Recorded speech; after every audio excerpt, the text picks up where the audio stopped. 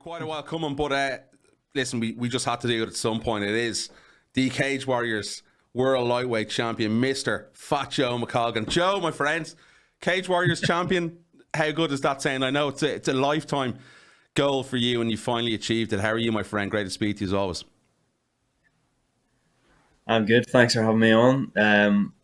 Honestly, it doesn't even feel real.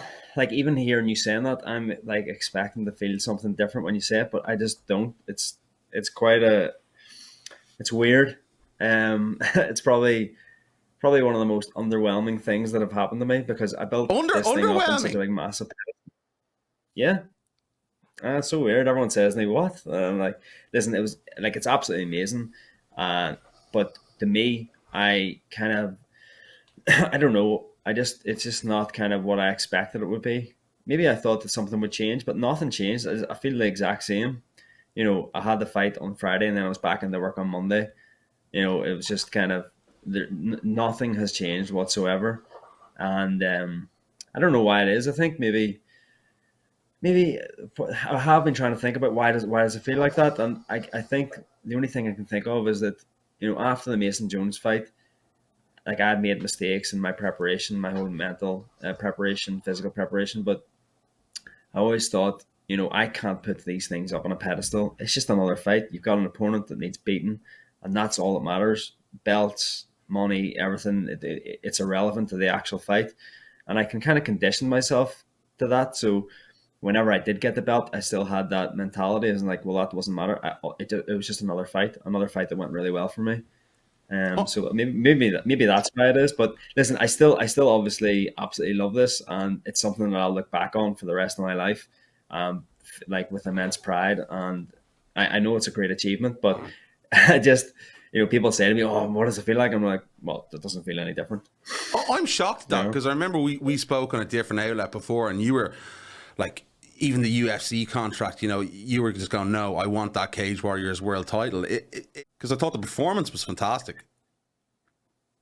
No, like I just like after directly after it happened, I couldn't believe it. I was out the back, and me and my like coaches and everyone else, I was like, "What the fuck? Can you believe this?" Like I was in shock. Um, but after that, it just kind of just like quickly went back to feeling like any other fight. It's just now that I've got this belt, it's no there's no difference at all. I don't know. I was going to say like what I would love to know what like the likes of Ian Gary and all. I wonder what they feel like, or any of the other champions, the newly crowned champions. Do they feel any different? I don't know if they do. Yeah, no, that's a fair point. That's a fair point. And, there was obviously celebrations. I saw Pat McAllister, Liam Shannon, all the guys there. It means a lot to those guys in FAI. What was said directly after that fight between you guys backstage?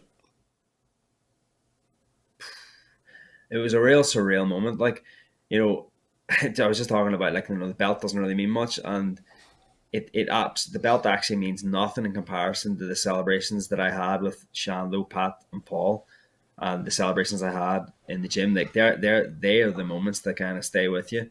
Like when I look back at the fight, there's two things. It's like Shando, Pat, and Paul coming into the cage, unbelievable, and then the walkout. Like those are the two things that I think about. I don't really the actual process of the fight I don't really care about, but afterwards, like we were just in such shock and we were just so happy. Everyone was elated. It was just amazing. Like I wish I could go back and feel all the feelings I was feeling in those moments out the back. There was actually one funny moment where I was like, I turned around to Pat and Paul was like, "What about the submission?" And Pat was like, "Well, what submission?"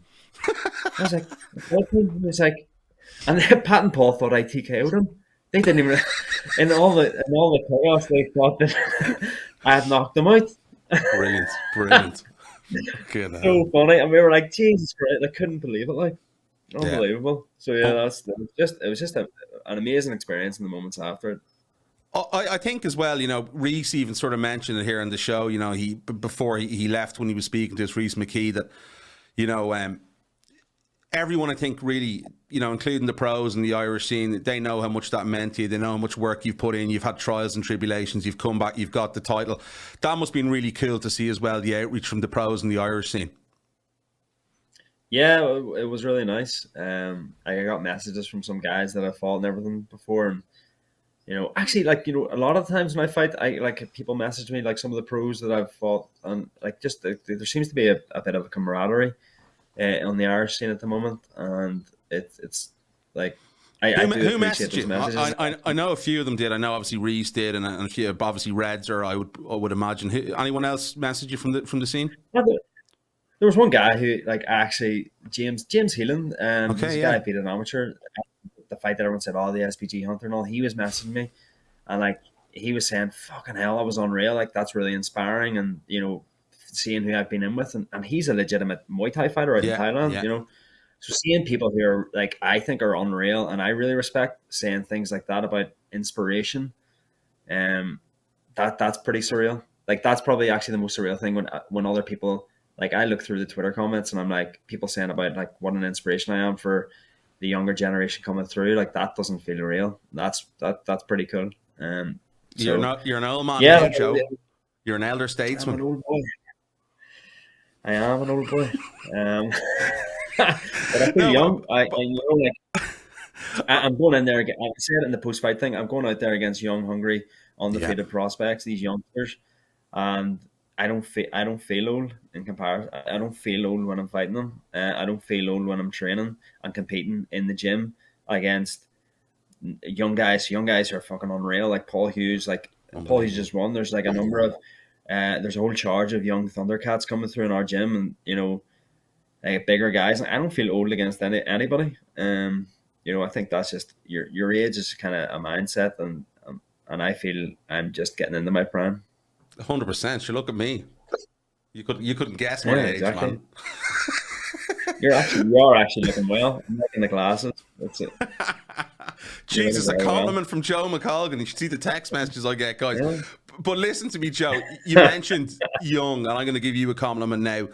I thought one of the major things going into that fight was one of the major problems for Agy in the fight was going to be your forward pressure, the way you keep coming, you're relentless. The performance was just so polished, in my opinion. Probably one of your best performances, including obviously the submission as well, was absolutely fantastic. Is that the best you felt? And did you execute exactly what you wanted to do in that fight? Yeah, 100%. I felt like I was in the flow state when I was out the back. In fact, from the minute I landed and we got to the airport, I felt I was in the flow state. It just felt everything was coming together. The weight cut was good, and that's kind of been a theme for the past, like, for my last two fights. Again, it all links back to this mindset change after the Mason Jones fight. I have to have that championship mindset. I'm conditioned to having that championship mindset, and I bring that with me in training. I bring that with me outside of training, and all through fight week. And it didn't matter what kind of injuries I had throughout camp. I was telling myself, listen, the champions always find a way to overcome these things, and that's all that's important for me. Like, I train hard all the time, um, and I can perform and I can beat anyone, and I mean that, and I believe that. It's just that sometimes I've kind of I haven't performed like I should, and then I maybe lost or maybe got a close decision or whatever. But I think I said in the kind of pre-fight promo, I said I'm complete in my technical ability at this stage, and I was complete in my mind and in my heart, and that's it. The results were speaking for themselves. Whenever you have a fighter that feels complete, then you're going to get these unreal performances, and I feel like right now this is what you're getting from me, and Yeah, and you know I think you need to give it's just yourself some credit as well, because you have overcome a lot in the last 18 months. You've had a rough 18 months as well. And I know you took more of a. Would it be fair to say after the Mason Jones fight, you took more of a cerebral approach, a more of a calculated approach going into this fight, and not because I know you were offered some other dates prior to that didn't agree with you, that didn't suit you. Was there more of a selfish mindset going into this one? Yeah, 100%. I said after the Mason Jones fight, I had a lot of time to reflect, and nobody really had, like, it's very rare in MMA that you have an opportunity like that, because as soon as you finish a fight, you're on to the next one. And even if you want to take a break, nobody else is taking a break. Everyone else is progressing their career. And so you feel that pressure, like, oh, fuck, I need to get back. And you sometimes rush coming back. But everything was locked down. Gyms weren't even open. So I could comfortably sit back and just analyze things. And I didn't feel this pressure that, oh, you need to be back in the gym, because nobody else was training, nobody else was getting a head start. So I had like 5 months of just kind of thinking time and time to just enjoy myself. And I did. I like, there was a change in mentality during that period of analysis. And like, as you say, I even told you, like, I was texting you and saying that, they've offered me this Agy fight in what, like 10 days notice or whatever. And it was an easy decision for me. I said no, because I wasn't ready. And I've turned other fights down, really good fights, because I just wasn't ready. I knew that there was going to be other things in my life that required my full attention, and I can't. I'll never ever commit. I'll never ever sign or agree to a fight unless I can commit 100% of the camp, and that's what I've been doing. So I took the Kieran Lister fight when I knew I could prepare for it. Boom, first round knockout, and then I took the Agy fight at the time when I knew that I could commit to it. And there you are. You can see the results. A fully prepared Joe. Someone said full camp Joe is up there with TRT Vitor Belfort, and that's true. I feel unstoppable whenever. Yeah, Brilliant. I do. I feel like, and the result. Like, there's evidence for that. In my last two performances, I'd be intrigued to see what it would be like full camp against Mason. I know it would be a different outcome. Oh, I don't know if the outcome would be different, but it'd be a different fight. That's for sure. Did you jump at that one too soon? Listen, I didn't want to take that fight, but whenever Cage Warriors say you're going to get the opportunity to fight for the belt, you have to take it. I wasn't ready. I knew I wasn't ready, and it was just, that was the start of the downfall there. And you could see it in the fight. I just wasn't. My shots weren't popping. There was just nothing. There was nothing really there. I was like 20% of myself. But again, Mason Jones, he had the same issues. It was 6 days notice for him. He went from a 3-round to 5-round. He went from fighting someone he had fucking destroyed to someone being like quite a tough matchup for him, and he got it done. That's the championship mindset. So I'm glad that I had that fight. I'm glad that I took that opportunity, because the lessons and the improvements I've made from that have been, Tenfold. Tenfold. So I'm really happy about it. I can't even remember what your original question was. And Joe, right? You. If the outcome had been different against Agy, obviously it wasn't. Would have there been? Was that a career-defining fight for you in some ways?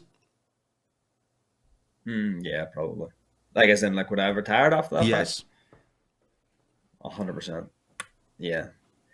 I like, because I am getting older. Like I said earlier, that I don't physically. I feel young, but whenever you get older, your life circumstances change. You want to do different things, and that's what I'm kind of starting to experience now.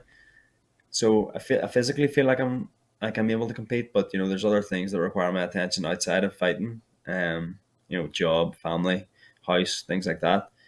So you can't be fighting for the rest of your life. So if I had gone out and I had failed the second time to to win the title, then of course I would have had to retire.